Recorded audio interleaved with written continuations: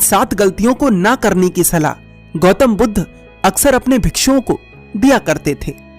पहली गलती है किसी को जबरदस्ती सलाह देना। सबसे पहले समझिए कि हम सलाह क्यों देना चाहते हैं।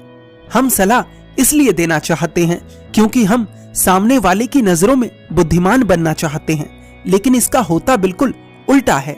हम उसकी नजरों में मूर्ख बन जाते हैं। देखिए, 2 तरह के लोग होते हैं। एक वे जो बड़ी बड़ी गाथाएं कहते हैं, कहानियां कहते हैं, लेकिन लोगों पर उसकी बातों का कोई असर नहीं होता, और दूसरे वे जो केवल एक शब्द कहते हैं और लोगों का हृदय कांप उठता है। इसलिए ऐसे बनिए कि आपके एक एक शब्द की कीमत हो। एक छोटी सी घटना से समझाता हूं। एक बार गौतम बुद्ध एक वन के रास्ते से गुजर रहे थे। एक सन्यासी उन्हें देखता है और बुद्ध की तरफ आकर्षित होता है। बुद्ध की तरफ आकर्षित होना स्वाभाविक था। वह सन्यासी बुद्ध से पूछता है, मुनिवर, क्या आप कोई देवता हैं? बुद्ध कहते हैं, नहीं। वह सन्यासी पूछता है, फिर क्या आप साक्षात ईश्वर हैं?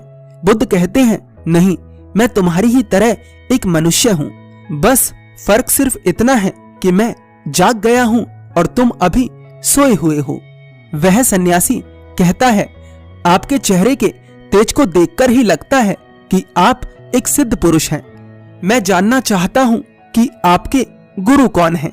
किसके मार्गदर्शन ने आपको सिद्ध पुरुष बनाया? बुद्ध कहते हैं, प्रारंभिक स्तर पर मेरे कई गुरु थे, लेकिन आत्मज्ञान के इस मार्ग पर मैं अकेला ही चला।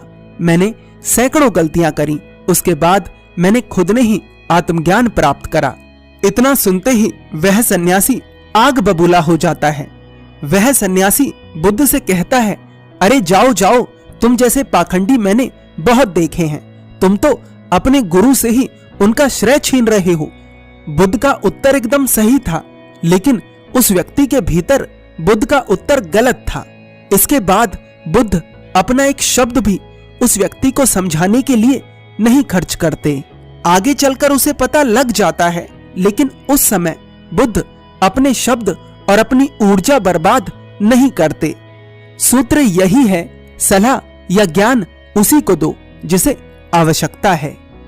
दूसरी गलती, खुद को किसी वस्तु, किसी स्थिति या किसी व्यक्ति से बांध लेना। ये जीवन 2 रास्तों पर आधारित है। पहला, या तो आप उन्नति करेंगे या फिर विनाश की ओर जाएंगे।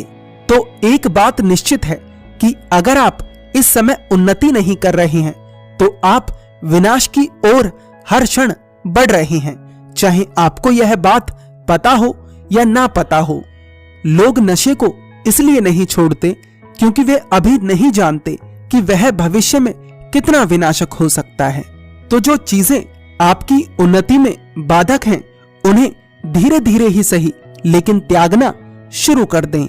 तीसरी गलती, उसकी सलाह को गंभीरता से ना लें जो सलाह देने के लायक नहीं। कैसे जाने कि कौन लायक है और कौन नहीं? बहुत आसान है।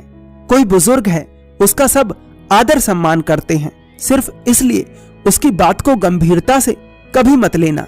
बुजुर्ग सही सलाह देते हैं, लेकिन हर बार यह बात सत्य हो, यह सत्य नहीं है। अगर आप रसोइया बनना चाहते हैं और सलाह लेते हैं किसी गायक से, तो हो सकता है गायक आपको सलाह दे दे, लेकिन आपका खाना उस स्तर का नहीं बनेगा जिस स्तर का आप बनाना चाहते हैं। हर सलाह को अपने अनुभव की कसौटी पर खरा उतारें। बिना अनुभव करे किसी भी निष्कर्ष पर ना पहुंचे। चौथी गलती, अपनी मां का अपमान ना तो करें ना होने दें। यदि इस पूरे संसार में तुम्हें कोई निस्वार्थ भाव से प्रेम करता है तो वह है तुम्हारी मां। गौतम बुद्ध की मां, जिनका नाम महामाया था, उन्होंने बुद्ध को जन्म देने के 7 दिन पश्चात अपना शरीर त्याग दिया था। उसके बाद बुद्ध की मौसी, जिनका नाम रानी प्रजापति था, उन्होंने ही गौतम बुद्ध को पाला था। गौतम बुद्ध ने अपनी शिक्षाओं में संसारियों को यह सलाह अक्सर दी कि वे अपनी मां से प्रेम करें, उनका ख्याल रखें। पर मनुष्य का स्वभाव देखो कैसा है। वह उससे प्रेम करता है जो उससे प्रेम नहीं करता। तो जिन्हें लगता है कि उनके पास जीवन में कुछ बड़ा करने की कोई बड़ी वजह नहीं है, तो आज मैं आपको एक बड़ी वजह देता हूं। अपनी मां के लिए कुछ बड़ा करो, उसे ऐसा जीवन दो जैसे कि वह हकदार है। 5वीं गलती, दूसरों के बारे में सोचते ही रहना। अगर आप ध्यान से अवलोकन करें तो आप पाएंगे कि आप पूरे दिन दूसरों के ही बारे में सोचते हैं और फिर अंत में आपके हाथ लगता है सिर्फ दुख।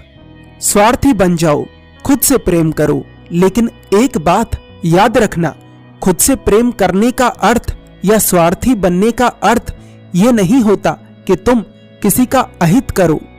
बुद्ध भी स्वार्थी बने थे, तभी वे आत्मज्ञान को पा सके।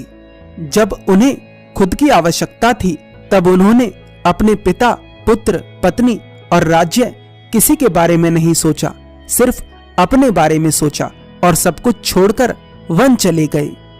तो जीवन में स्वार्थी बनना भी आवश्यक है, लेकिन सही उद्देश्य के लिए और जिससे किसी का बुरा ना हो।